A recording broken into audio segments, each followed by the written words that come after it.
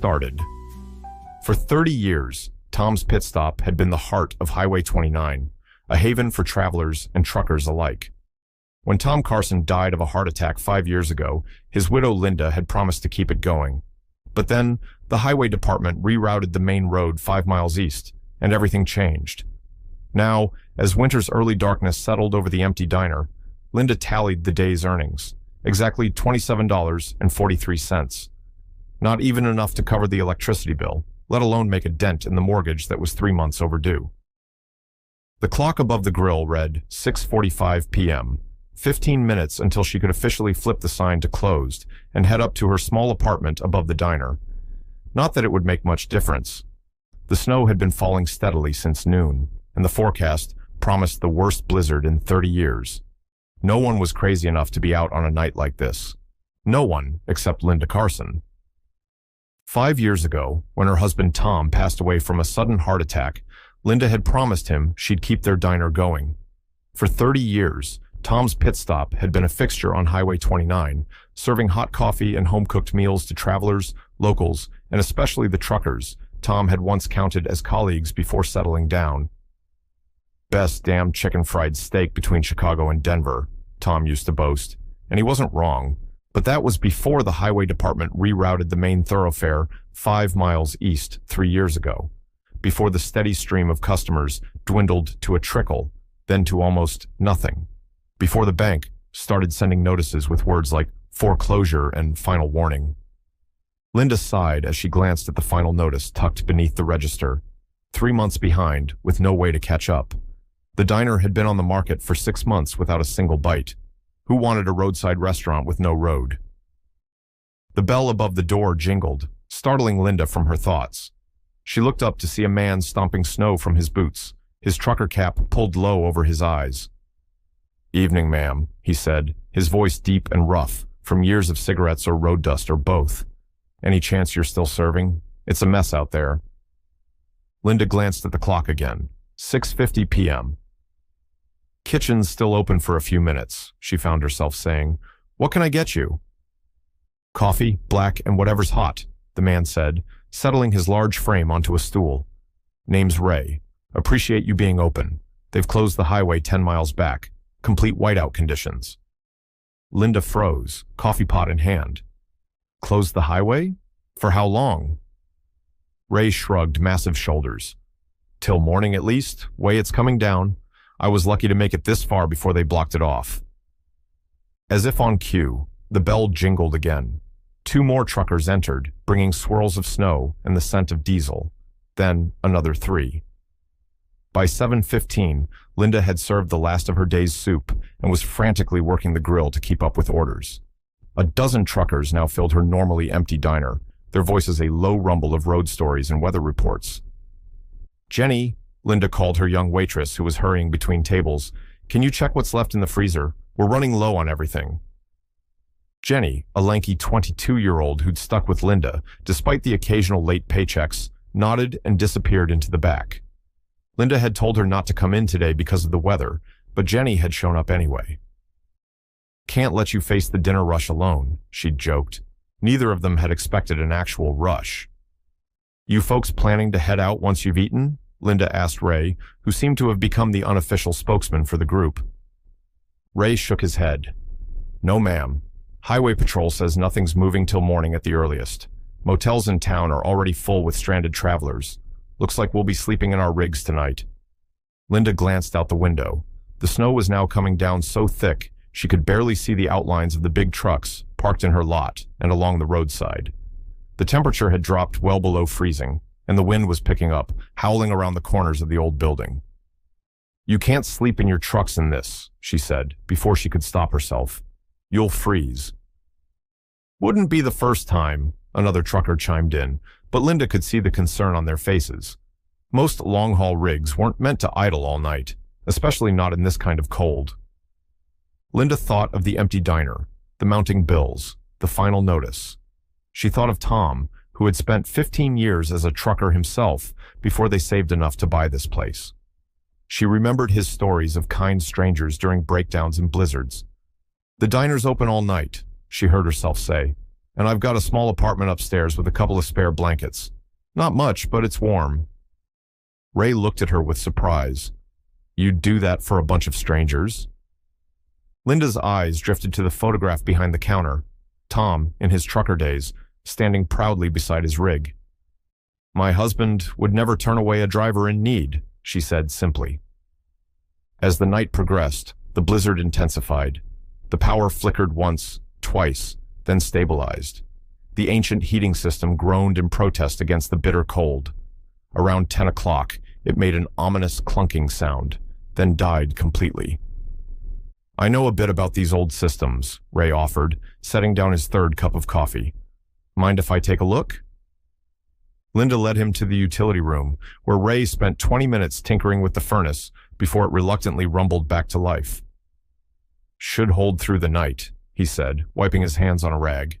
But you might want to get someone to look at it proper when this weather clears. Add it to the list, Linda murmured. Ray eyed her curiously. Tough times. Linda usually kept her troubles to herself, but something about the genuine concern in his voice broke through her resolve.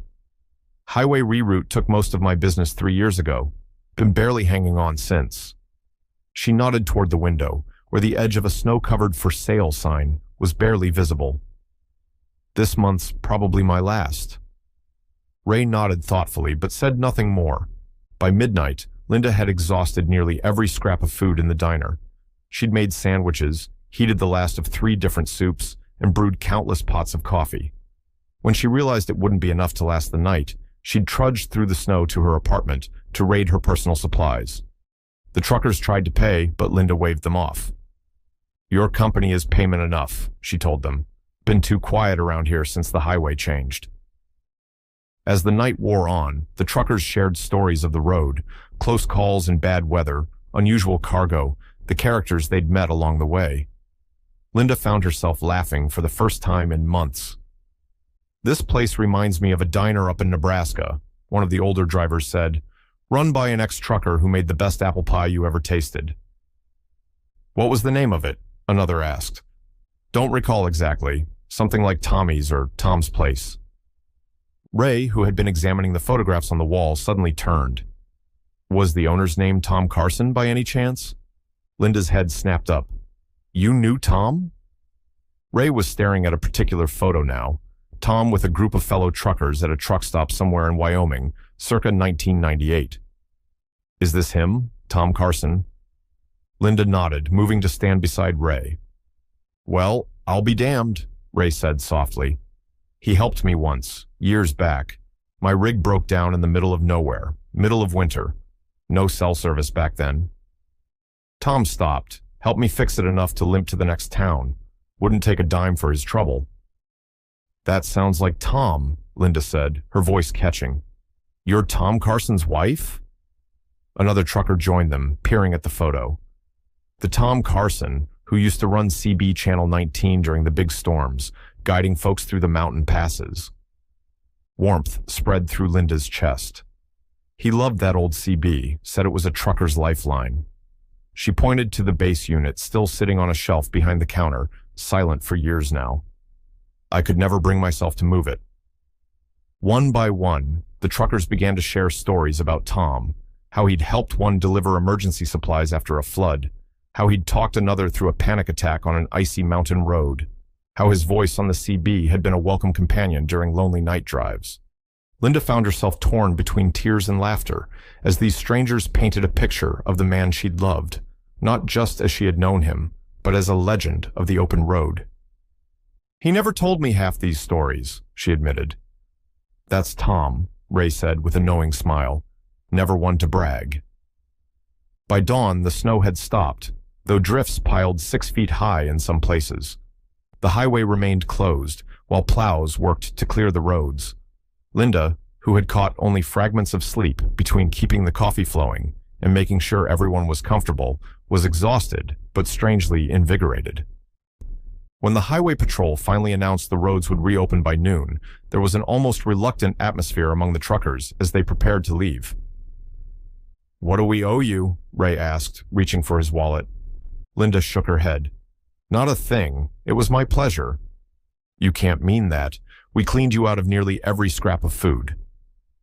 And gave me the best night I've had in years, Linda countered. Consider it payback for all the times Tom helped one of you out there on the road. The truckers insisted on at least leaving generous tips for Jenny, who had stayed all night despite Linda's protests. Ray was the last to leave, lingering by the counter. That for sale sign, he said finally. Is it the diner or the whole property? Both, Linda replied. The apartment upstairs goes with it. Bank's foreclosing end of the month if I can't catch up on the mortgage. Ray nodded, his expression unreadable. Shame to see a place with this much history disappear.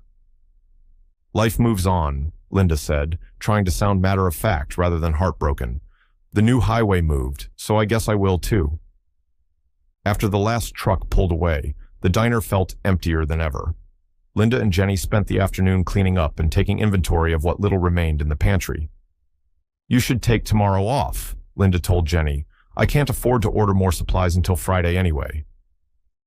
I'll come in, Jenny insisted. Someone might stop by. But no one did. The next day, Linda served exactly 2 customers, an elderly couple who'd been coming every Wednesday for 30 years. They left a $20 tip on a $15 bill, patting her hand with sad smiles that said they knew it might be their last meal there. That evening, Linda began packing some of Tom's mementos into boxes. The for sale sign hadn't generated any interest, and she needed to be prepared for the inevitable. She carefully wrapped the CB radio base, her fingers lingering on the volume knob Tom had adjusted countless times. Miss you, old man, she whispered. I tried. She was so lost in memory that she almost didn't hear it at first, the distinctive sound of air brakes outside the diner. Linda glanced out the window, expecting to see one of yesterday's truckers, who perhaps had forgotten something. Instead, she saw Ray's truck pulling into the lot, and behind it, another semi, and another, and another.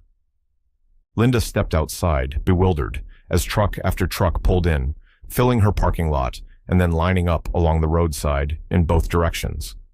Some honked their horns in greeting. All of them had their headlights on despite the early evening sun. Ray was the first to approach, a broad smile breaking through his normally serious demeanor. What is this? Linda asked, her voice nearly drowned out by the rumble of diesel engines. We got to talking, Ray said, on the CB, on the truckers' forums online, about you, about Tom, about this place. He gestured to the growing line of trucks. Turns out, nearly every driver out there has a Tom Carson story, or knows someone who does. A crowd was gathering now, drivers from all over, many Linda didn't recognize from the night of the blizzard. Tom helped me change a tire outside Omaha in '95, one called out. He talked me through my first mountain pass during a snowstorm, said another. When I was a rookie, he showed me how to properly secure a flatbed load, a young woman added. Ray turned back to Linda, whose hands had flown to her mouth in shock. Tom's legacy deserves better than a foreclosure sign, so we made some calls. From the crowd emerged a man in a company polo shirt rather than the typical trucker attire. Mrs. Carson, I'm William Porter, Regional Manager for Porter Hall Trucking. We've got 50 rigs that make this run regularly. My drivers need a place where they're treated like family, not just customers. I'd like to work out a regular schedule for my fleet to stop here. Before Linda could respond, another company representative stepped forward, then another. Ray handed her an envelope thick with cash. Donations, he explained, from trucking companies, independent drivers, people who remember Tom or who heard what you did during the blizzard. Should be enough to catch up the mortgage and restock your supplies. Linda's vision blurred with tears. I don't know what to say. Say you'll keep this place going, Ray replied, for Tom, for all of us who need a place that feels like home on the road. An older trucker approached, carrying something in his weathered hands. Found this in my storage last night, he said, holding out a CB radio handset. Tom gave it to me when my own broke, 20-some years ago. Said he had a spare, figured it should come back home. Linda took the handset, her hands trembling. It matched perfectly with the base unit still sitting behind her counter. A perfect fit, just like these people who had suddenly filled the empty space in her life. There's one more thing, Ray said, leading Linda back toward the diner entrance. A young man stood there, looking nervous but determined. Mrs. Carson, I'm Kevin Miller.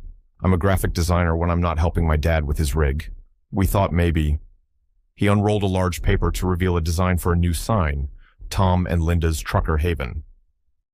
The old highway might have moved, Ray said quietly, but we know how to spread the word. Every trucker in 6 states will know about this place by the end of the week. The CB radio crackled to life for the first time in years, making Linda jump. Someone had connected the handset and turned it on. Voices filtered through, truckers telling others about Tom's place and Linda's cooking, and best stop on the new route. Jenny appeared at Linda's side, wide-eyed at the crowd. "Should I start some coffee?" she asked with a growing smile. Linda looked at the sea of faces, at the line of trucks stretching into the distance, at the diner that had been empty for so long now buzzing with new energy. She thought of Tom, of his kindness that had rippled outward for decades without her even knowing.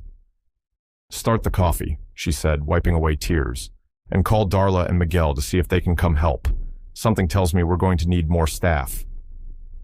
6 months later, Tom and Linda's Trucker Haven was nearly unrecognizable. The mortgage was paid in full. The parking lot had been expanded. A small trucker lounge with shower facilities had been added to one side of the building. The staff had grown from just Linda and Jenny to a team of 7. The CB radio remained in its place of honor behind the counter, always on. Linda had learned to use it, often sharing weather and road updates just like Tom used to do. Sometimes, late at night when the diner was quiet, she'd hear truckers sharing Tom stories over the airwaves. Some she recognized, others she'd never heard before.